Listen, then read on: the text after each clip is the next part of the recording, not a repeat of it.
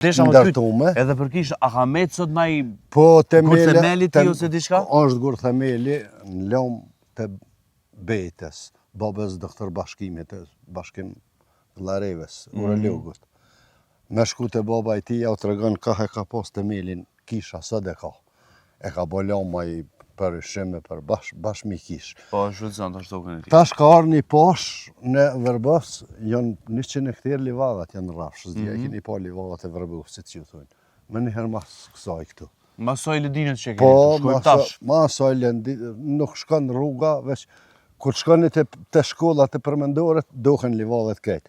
Ka arë një posh, edhe i ka ngrej qadrat me ushtri.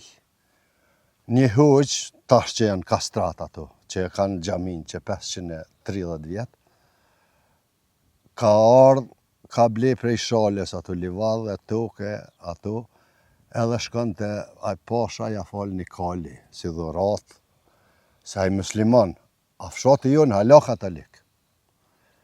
Edhe thot, çka dënë ti për shpërblim që ma falë e këtë kali ka shtë mirë.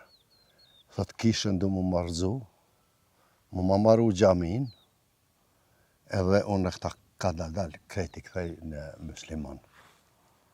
Edhe ashtu ka vepru, qatë natë kanë ikë murgeshat, i kanë mshef do sene, do i kanë marë për Rumani edhe kanë shku në Ukrajinë.